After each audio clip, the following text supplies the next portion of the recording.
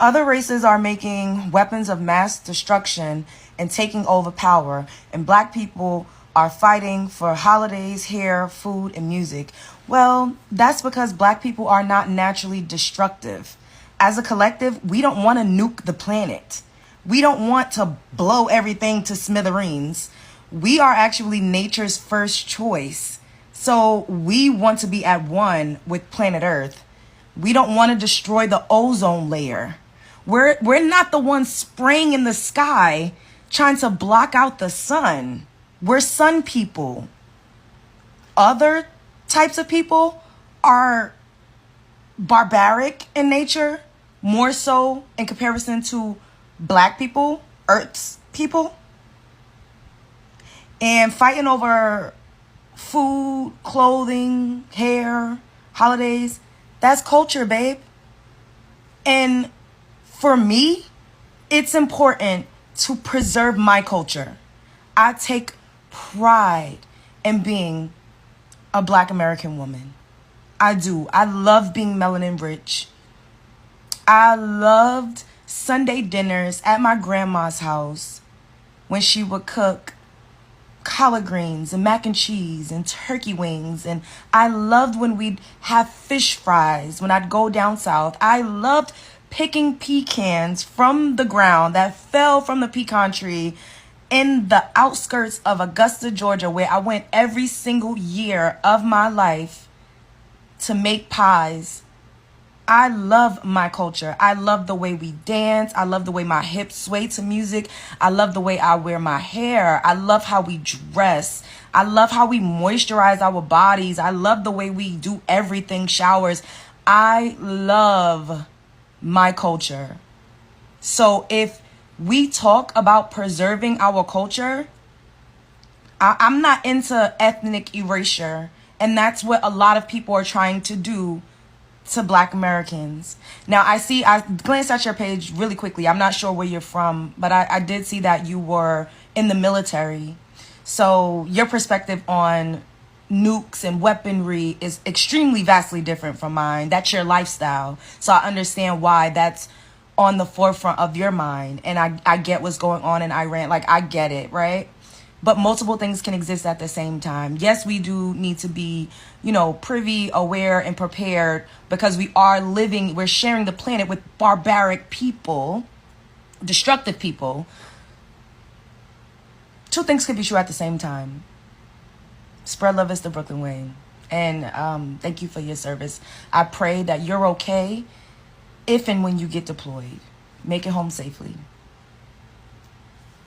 Melinda Russell was the first African-American to author a cookbook. Published in 1866, her book titled A Domestic Cookbook, Russell's cookbook highlights the importance of acknowledging the work of 19th century black culinary professionals, many of whom remain unknown. Born and raised in Tennessee, Russell migrated to Virginia, where she began cooking and occasionally worked as a nurse. Russell faced multiple challenges as her son was physically handicapped, and her husband died just 4 years after their marriage. Russell ran and operated a boarding house and then a pastry shop, which helped her save a considerable sum of money. But she was robbed, and her dire circumstances forced her to relocate to Michigan to find peace and to help earn money. Russell decided to write a cookbook, which she published in May 1866. She leveraged the experience she gained from working as a cook for 20 years for multiple wealthy families in Tennessee, Virginia, North Carolina, and Kentucky. This 39-page volume comprises 265 recipes, predominantly focusing on desserts and baked goods, reflecting Russell's expertise as a pastry chef. Russell also offered household remedies and practical tips, such as treatments for burns. Her trailblazing cookbook provides a unique glimpse into 19th century culinary practices and challenged the stereotypical portrayal of black women of that time.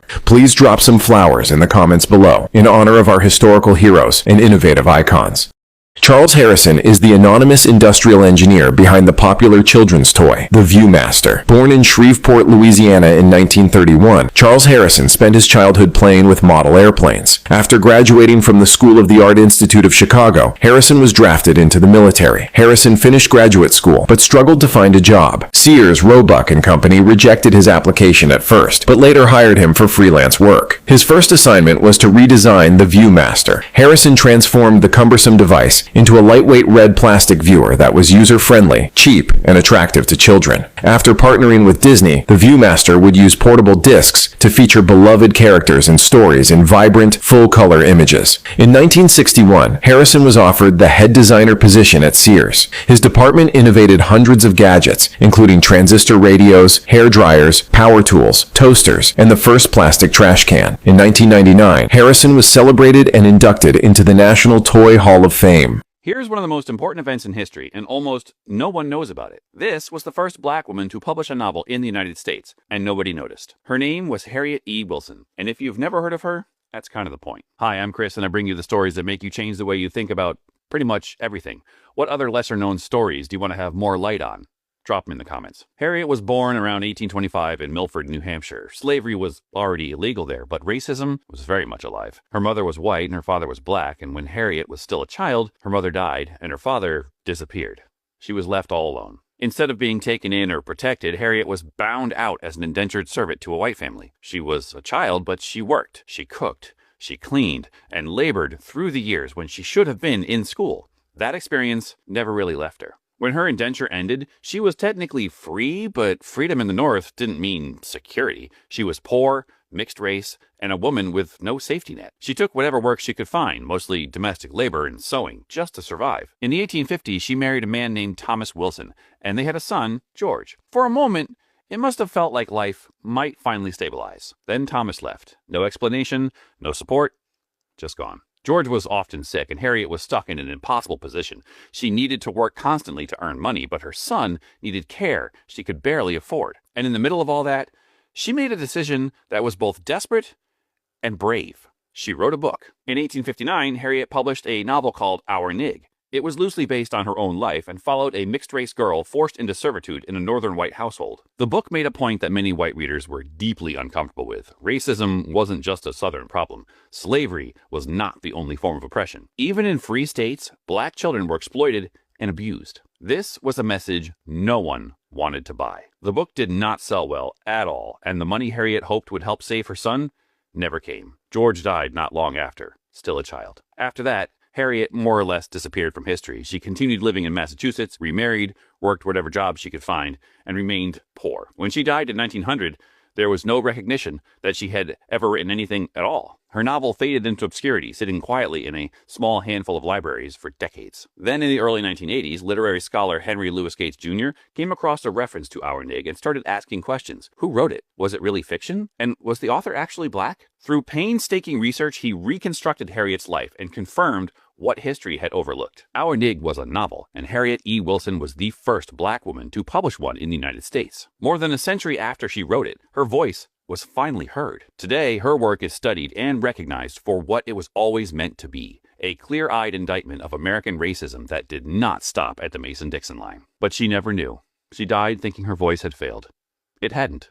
It just took a century for America to listen. Welcome back to the Freedom Room, where we uncover the stories that shape history, but also often overlooked. Today we'll be exploring Black inventors who changed America forever. Every day, millions of people use technology, household product, a transportation system, medical innovations without knowing that many of these life-changing inventions were created or improved by Black innovators. Despite facing slavery, segregation, discrimination, and limited opportunities, these brilliant men and women refuse to let barriers stop their creativity. Their ideas transform industries, save lives, and help rebuild modern America, yet many of their names remain unfamiliar to the public. Why have some of these pioneers been overlooked? What would America look like today without their inventions? Stay with us as we uncover their remarkable stories. First, let's watch some clips, and when we come back, we'll discuss the incredible impact these inventors have had on our daily lives. Stay tuned to the Freedom Room. Alright, racists, let's talk about the part of history you like to tout the most. Black inventions. And along with those inventions comes the receipts. Racist America has pretended for far too long that black people haven't created or invented most things, if not every single thing we use daily. They like to pretend that the toolbox of life just appeared out of nowhere, or that it was gifted by some default white guy. Then they act shocked every single time a black indigenous American shows up in the patent record. This pattern in history of gaslighting and erasure ends now. So why don't we break the spell with a hit list of under-referenced black American inventors, whose work you touch, hear, and rely on every single day, whether you say their names or not. This is what I call the not-so-familiar list. James E. West co-invented the electret microphone in 1962. That tiny capsule in smartphones, laptops, hearing aids, and almost every modern mic, brought to you by a black man, James West. George Edward Alcorn Jr. built the imaging X-ray spectrometer in 1984 that sharpened space and materials research. NASA named him Inventor of the Year. Translation, he built the instruments that actually see what the naked eye can't. Black brilliance. Meredith Gourdine pioneered electro-gas dynamics, devices like incinerate cut smoke and industrial pollution. He engineered the actual physics. David N. Crosswaite Jr., architect of modern HVAC controls for big buildings. He has 39 U.S. patents, some of which include heating systems for Radio City Music Hall as well as Rockefeller Center. So when you visit these places, your climate comfort is running on David's math. Walter Lincoln Hawkins created durable polymer cable sheathing so telephone lines could survive the sun and harsh weather. Otis Boykin designed precision resistors that stabilized consumer electronics and pacemaker controls. George Carruthers invented the far ultraviolet camera / spectrograph used on Apollo 16 to image Earth's atmosphere and interstellar space. When science looked farther, it used George's instrument. Jerry Lawson led the team behind the interchangeable video game cartridge, the truest pioneer to console gaming. Jesse Russell was the key architect of digital cellular systems and base station tech. He laid the groundwork for the networks that your phone lives on. Marion Croak is the holder of 200-plus patents in voice over IP and internet call tech. So as far as internet calling as a service, she operationalized the pipeline. Valerie Thomas, the pioneer behind the Illusion Transmitter 3D image tech at NASA. Bessie Blount Griffin, inventor of the self-feeding device used for amputees and a disposable emesis basin. It's a clinical design that restored autonomy to its users in this country. Then it spread internationally. Alice H. Parker created the 1919 patent for a gas-fired centrally zoned heating furnace. She also planted the seed ideas for modern home heating segmentation. Miriam E. Benjamin, in 1888, created the gong and signal chair, a call button system predating hotel service alerts. The start of push to summon was formulated by her genius. Andrew J. Beard invented the Jenny coupler in 1897, which is an automated, dangerous link and pin rail coupling. His work improved freight efficiency and worker safety. Philip B. Downing created the street letterbox in 1891 with a weather shielding door for mail drop-off. Yes, a black man created the mailbox. John Stannard. In 1891, he invented the non-electric refrigerator and compact oil stove, the pioneer of non-electric appliances. Richard B. Spikes. He iterated the automatic gear shift and most automotive safety systems. Lloyd Hall. He advanced food preservation, using safer curing salts, using spice sterilization, and antioxidants. He created the industry-level shelf life. So what was the point to all of this? Reality reads like this list. Black Americans were already here, already building, and already creating everything. Designing the microphones inside your phone, the networks under your texts, the heat in your building, the optics in your space science, the cartridges that built an entire gaming industry, the clinical tools that dignify autonomous care, and the dull metal boxes swallowing your mail on the corner. Erasing the creativity and the genius of the original people isn't accidental. It's an act of violence. You can keep pretending you invented everything, sure. Or you can look around, call things what they are, and stop living on lies. Pretending to be superior in technology and a spiritual power you can't even use. The entire world can see the limitations of racists. The big question is, however, why can't you?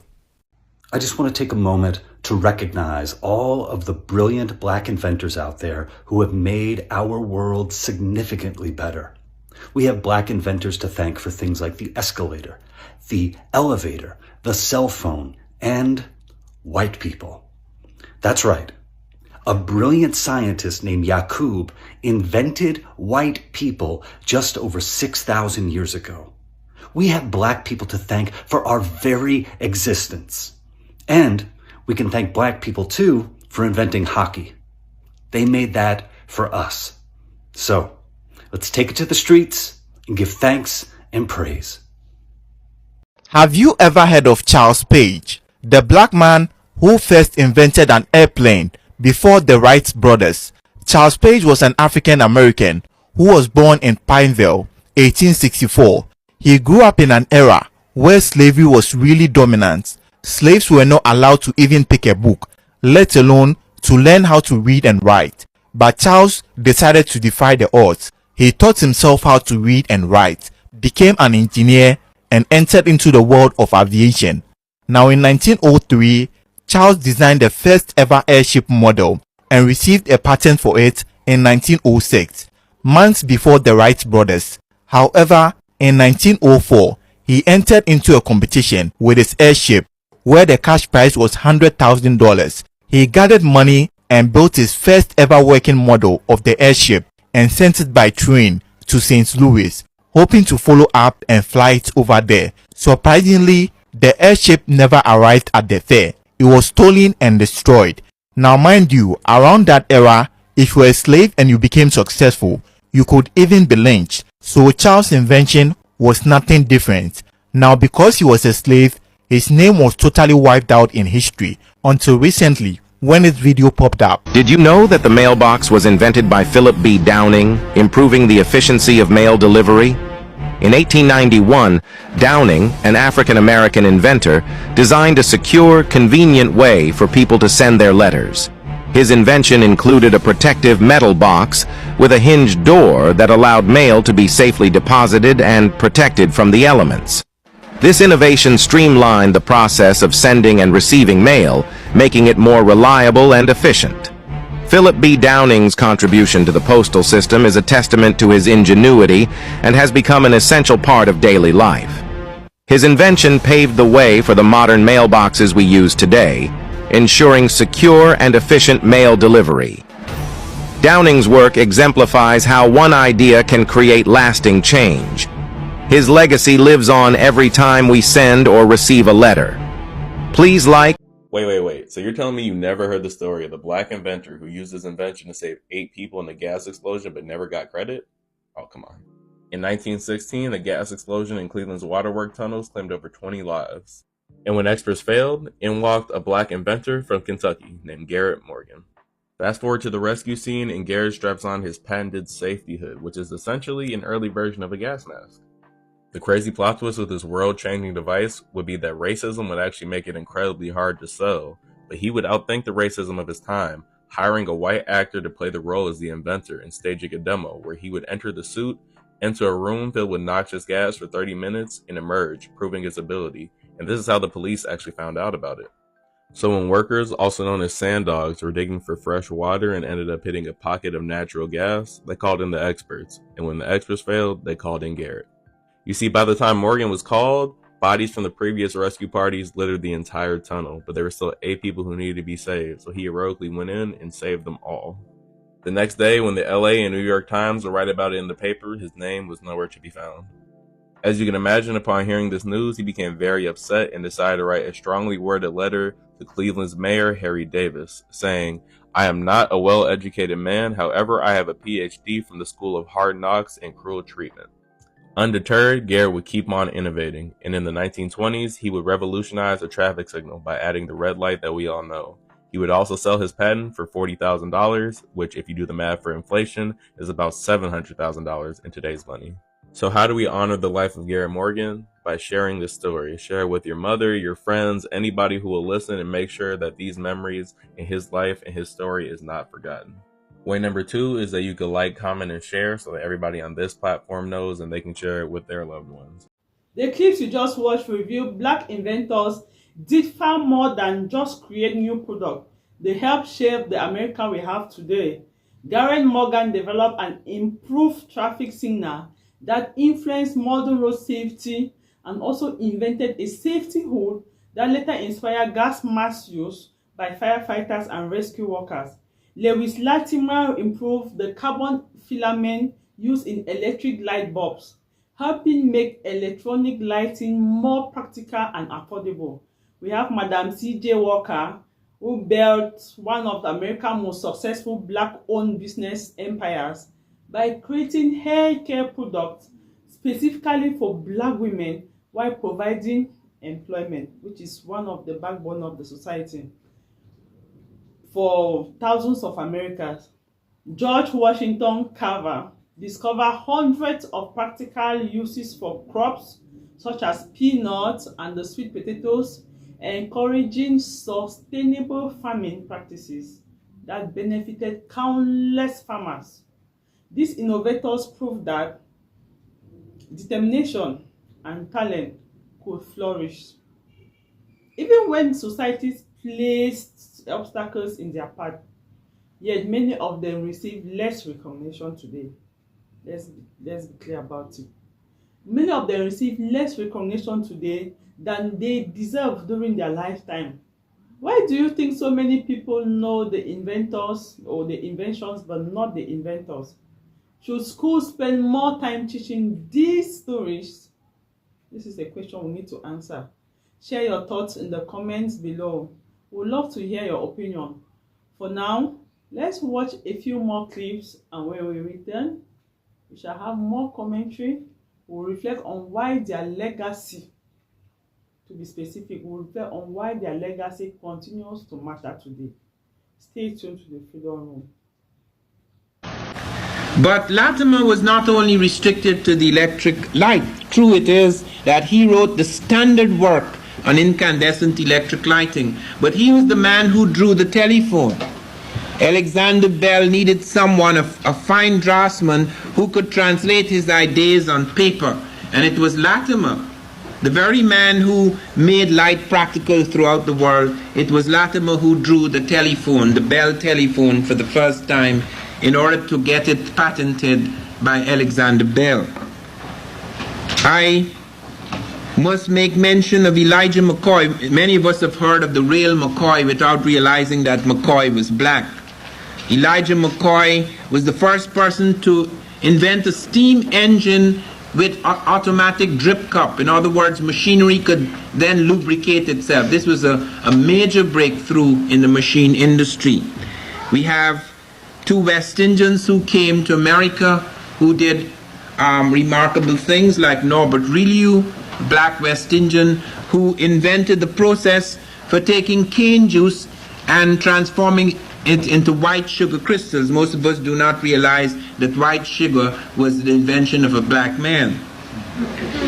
And that invention, by the way, simple as it seems, was to transform the economies of the two great industrial powers in Europe at the time, England and France, because the Caribbean sugar became gold to them when you could have a machine that could transform it in the cane juice into sugar. The other one was Jan Matsalega. Matsalega also came out of the West Indies and was naturalized here in America. He invented the shoe lasting machine. It was a laborious task to produce a shoe. It was Jan Matsalega who produced a machine, created a machine that could mass produce shoes. Guess what it was called? The niggerhead machine. We have black American scientists like Granville Woods, who's responsible for many inventions, and one of them that is most memorable is the induction telegraphy in trains, which enabled trains to communicate with each other. Frederick Jones, who made a movable refrigeration unit for the trucks in this country, transformed the food industry, because before Frederick Jones's invention, there was refrigeration in this country, but it wasn't portable refrigeration, hence you couldn't put it in trucks. And before that, they would have these large crude ice blocks, and when the ice block melted, the food went to waste. It was Frederick Jones who transformed the food transport industry in this country. One is also aware of Lewis Temple, who transformed the whaling industry in the world by inventing a very clever type of harpoon known as the toggle, which saved thousands of lives and brought us thousands of more whales. Otis Boykin. Otis Boykin invented something, a control unit, which is used in almost all heart stimulators. He also invented an electrical device, which is used today in all guided missiles and IBM computers.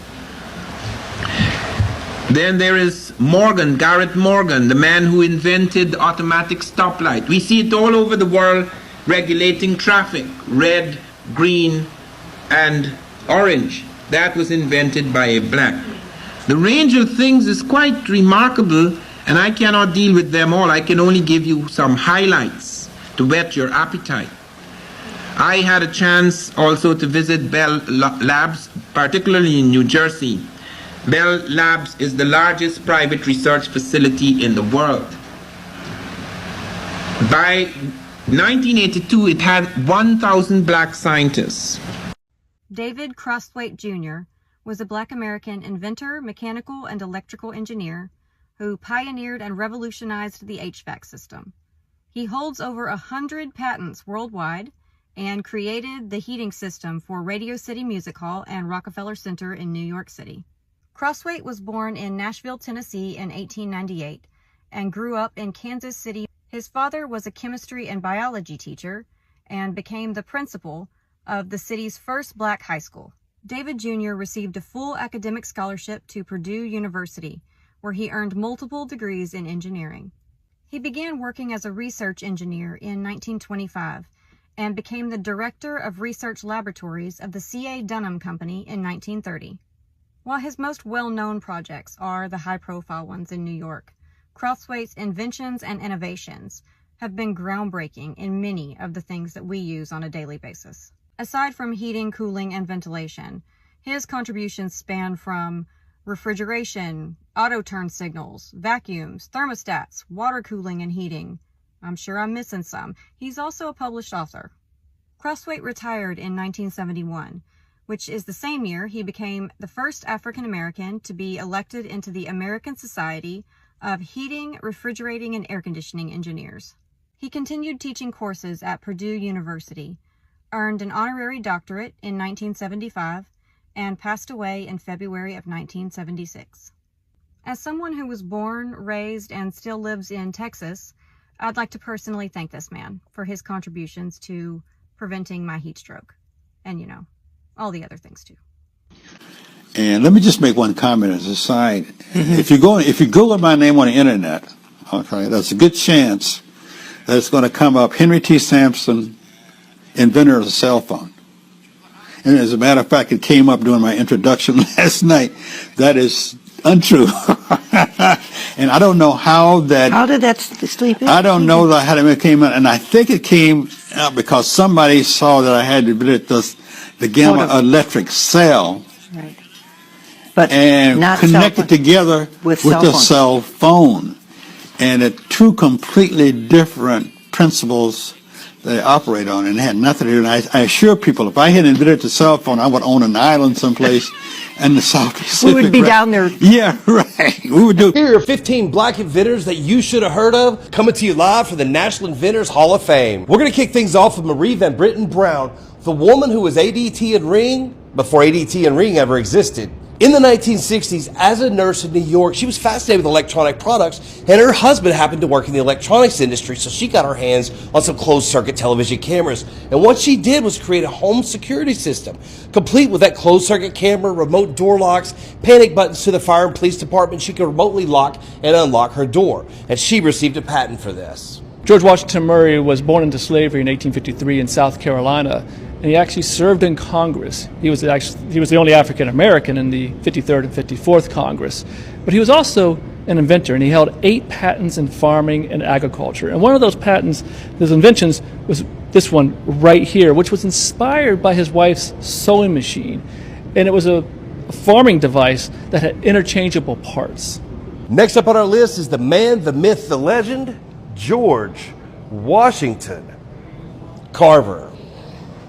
George Washington Carver did not invent the peanut, that was the big guy, or peanut butter, but he did find over 325 uses for the peanut, aka legume, revolutionizing the entire industry.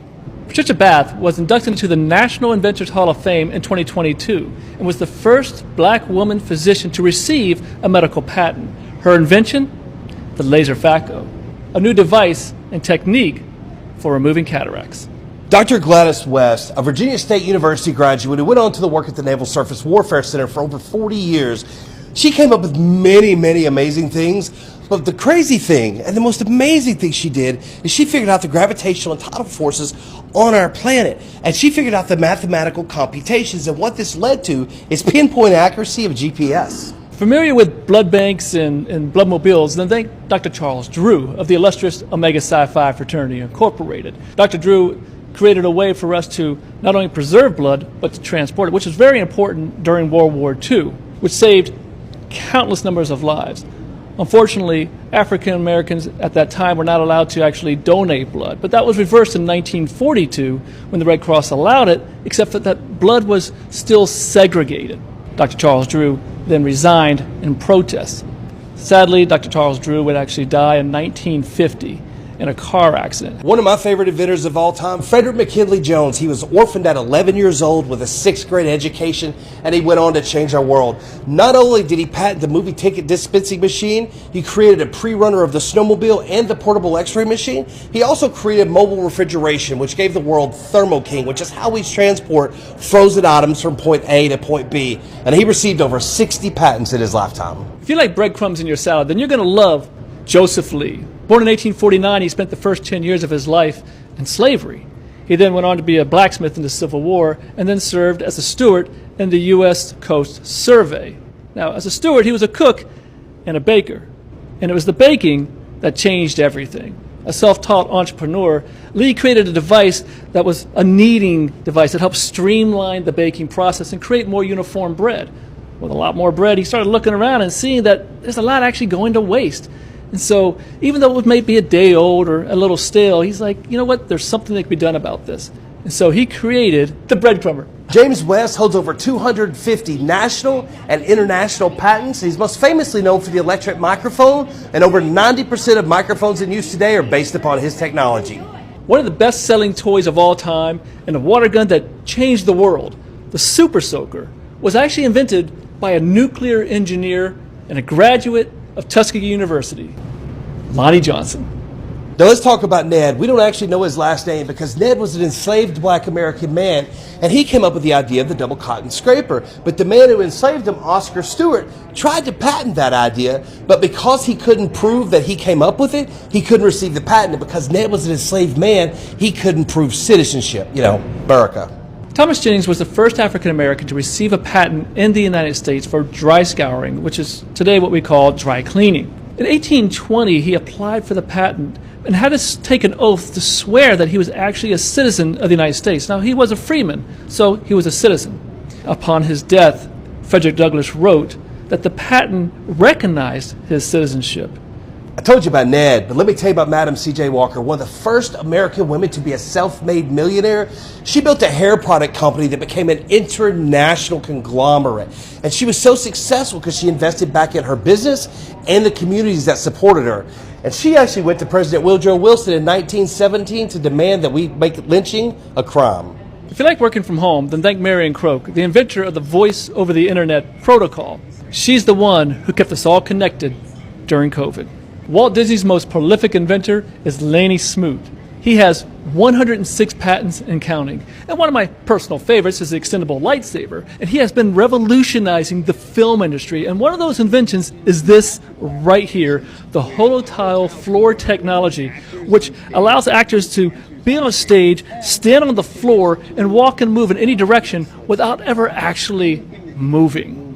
This concludes our tour at the National Inventors Hall of Fame here in Alexandria, Virginia, where this is like a living, breathing database of some of the most brilliant and American genius in our country's history.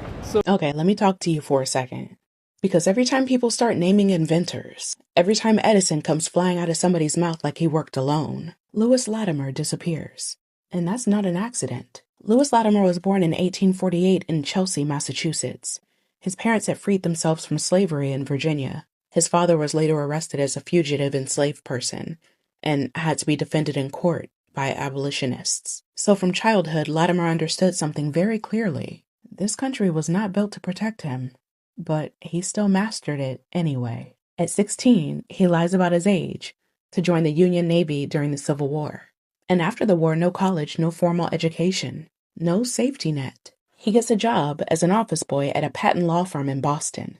And instead of staying invisible, he teaches himself mechanical drawing by watching other people work. Now that right there, that's the pivot. Because those drawings are what put him in the room where history gets decided. Lewis Latimer is the person who drafted the precise technical drawings that helped Alexander Graham Bell secure the telephone patent. Hours before Bell's rival filed. Hours. These drawings had to be exact, legally airtight, and clear enough to hold up in court. So yeah, when you talk about the telephone, Latimer's already in the story whether people want to admit it or not. Now let's talk about the light. Because Edison didn't hand the world a finished miracle, did he? Those early light bulbs burned out in days.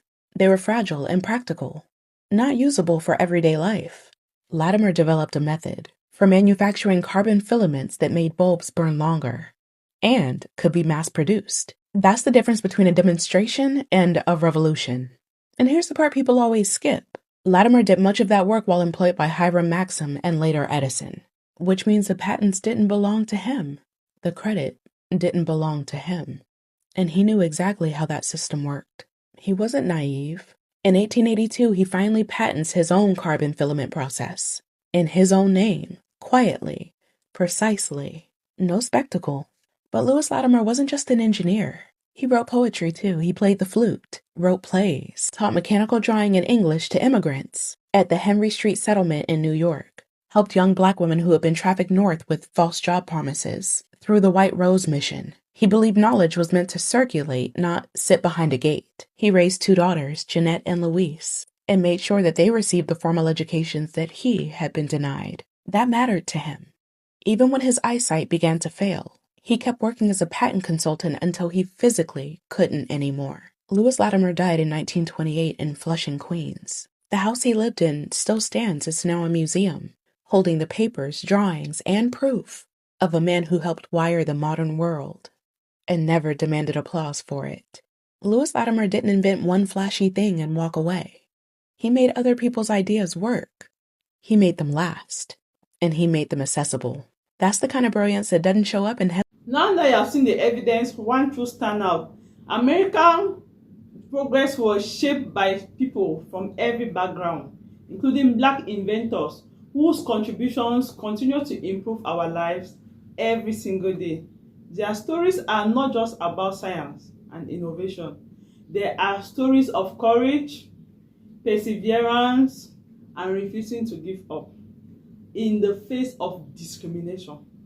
They remind us that great ideas can come from everyone, regardless of race, of circumstances, and that history is richest when every contribution is recognized. Even in 2026, these inventors continue to inspire young entrepreneurs, engineers, scientists, and dreamers around the world to believe that their ideas can change lives, which is very important in the society today. Which inventors inspire you the most? And which invention did you think had the greatest impact on America? Let us know in the comment section below. If you found this video enjoyable, please subscribe. Support the Freedom Room by sharing, liking, and subscribing to our channel.